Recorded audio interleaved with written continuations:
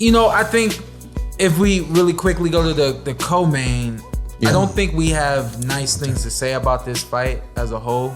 Montana Love. Yeah. I like the straight left, straight, sharp shot, but yeah, he was content to pop shot with it. Could have made it a little easier on himself, I think, letting his hands go a little bit more. Yeah, I felt like using the jab, you know how I am, but starting with the jab, especially from the outside, I think would have helped.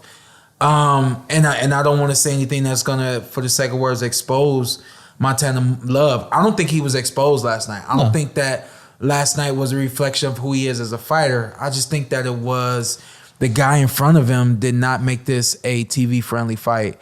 And I told this to Montana, and then I just happened to walk into his locker room, on the other side of his locker room. You're looking for the bathroom? Yeah, I was looking for the bathroom.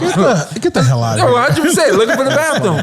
I told him, I said, yo, I just told Montana this. I would be remiss if I didn't tell y'all, you got to make sure you when you guys can make these matches, especially for TV, make sure you make a match that's going to be beneficial for boxing, but also beneficial for Montana Love on TV. This was not a good TV fight. I remember early on in my career hearing my dad talk about TV fights and we can't take this fight and so on and so forth. I had no clue what he was talking about. My dad never wanted me to be in a ring in a fight where the fight could be boring or somebody would be doing something that just wasn't aesthetically friendly for fight fans. And that's what we got last night from Montana Love. I did think he won the fight. I thought it was extremely close. I wasn't sure if they were going to give him the victory or if it was going to be a draw.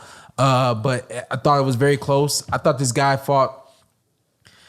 This is what I like about this fight. Hey, Shawn, I want your input on this too. But Styles Make Fights and StylesMakeFights.com. Styles Make Fights, Chris and Gil. Yep. Shout out to my guys, StylesMakeFights.com. People think that the only way you outpunch, or excuse me, not outpunch, but the only way you box a counterpuncher is by throwing combinations and by being aggressive and by getting to the body and backing that counterpuncher up. I felt like what we saw last night is definitely contrary to that belief, and I like it. I believe that you can counterpunch a counterpuncher, and I believe that that's what was happening to Montana Love last night. The guy was forcing Montana to be first. That's not his rhythm, and it left him open quite a few times throughout that fight. What do you think about that? Yeah, I mean, I remember the fight where Jose Luis Castillo in that first fight gave Floyd probably the toughest fight of his career. He actually, even though he was aggressive and stayed on top of Floyd, he would counter the counters a lot of the time. Sometimes even bait the counter to then counter the counter. But really and Miguel Cotto did that a little bit with Mayweather too, whereas Maidana did the more, typical game plan you were talking about. You just got a whole bunch of punches against the counter puncher. But I noticed with guys that did what you're talking about, they still had to fight on the front foot and stay on top of them. Yeah. But they did counter the counter puncher sometimes. But with Montana Love in this fight, I actually thought he won wider than the cards had it, because I just didn't see Golaz getting off to anything effective, and he was getting popped with the straight left hand.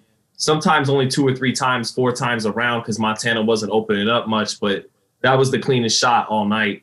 Mm-hmm. And I just wonder if Montana's the kind of guy that you got to speed him up to get him to throw more punches. Exactly. And that doesn't excuse, that he should have stepped it up as a co-main event on a big opportunity like this to keep his momentum going.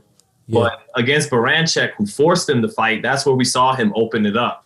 Yeah. And against, Golaz, he was content just to take what was there. Golaz wasn't letting his hands go a whole lot either. He respected the sting on that straight left hand enough to think twice. And it was what it was. But I think Montana might be the kind of guy where if you let him just land that one left hand and he can win rounds doing that, he'll do that. You got to speed him up a little bit to get the best out of him. Yeah, got to speed him up. I would love for DAZN to speed him up. Like I like everything you just said. You're right. Hey, how far away is he from fighting the big dogs? At 135, he's a little ways away. He could use a tough, 10 to 12 rounds against a top 10 guy. Yeah, to get ready for that. So a guy we mentioned last night on the show, on the show at my house, is Mikey Garcia. Put him in there with Mikey. Is Montana really at test you. 35? Because I thought he was at 40. He needs to be at 35. This fight was at 35, and he made the weight. Okay. All right. So Did he fight He fought Branchick at 40, though. 40, yeah. No, Yeah, okay. yeah. how y'all feel about the Mikey matchup? At 40? Mikey at 40? Mikey at 40. I like him at 35. I don't like him at 40. I think he'll be his most healthiest and sharpest at 135. At 140, the power may not translate for him. He may even be a little off with his timing and his rhythm, you know. Was it at like, I thought he was closing in on the IBF shot at 140. That's why he had that IBF title. I think this was Yeah. a title eliminator. Yeah. Somebody said at the house yesterday. Shane Mosley Jr., maybe? Yeah. Shout out to Shane Mosley Jr. He had, I mean, the IBF was in the ring after the fight. Yeah, and it was a 12-round fight. Yeah, it was a 12-round fight at 135, though. Okay. Oh yeah. I know because I double checked. Yeah, That's why. Yeah. Yeah, okay. To me, I trust you. Yeah, So Who's the champ at 135? IBF. it would be. Come on. Cambosis. Oh. that's what I thought. Cambosis. I know Montana Love like for forever. You know what I mean, you've met him before. Yeah. I believe that he needs heat under him to get him to be his best. Putting heat under him is forcing him to make 135 pounds, not allowing him to make 140. There's a difference. Gotcha. And the difference was show in his performance. That being said, I want Haney to beat Cambosis. The press conference leading up to this That one, would be crazy. they will go all night. They may fight before the fight. Right. And I mean both camps. Yeah, right. Like, you know what I'm Yeah. This is going, this fight, yeah. It's church against the dog called Pappy. Yeah, it could, but yeah, I'll Don't disrespect. It's Poppy. Don't disrespect. Oh, see, Eddie Hearn got me saying Pappy. Oh. Pappy. You get all the damn accents. Yeah, all the impressions. K had me say status last night. I was like, wait a minute. What is that? Influence you, man. Yeah, main event. But overall, I'd like to see him back in the ring relatively soon. Yeah. Kind of wash this one away. Yeah. So does he get the winner or he has to fight another eliminator? Well, we see that there's already clauses in the contract from what we've been told between. He's talking about co-main.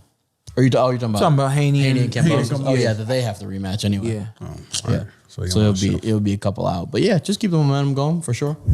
What's up? I'm Showtime Shawn Porter. I'm Ant. Follow me on IG with 2 T's. Let's do it. Let's do it again. All right. Just introduce yourself. Okay. And then you tell them what to do. I'm Showtime Shawn Porter. I'm Anthony Brenagh. Carson Merk. Like, subscribe, comment. This is the Porter Way.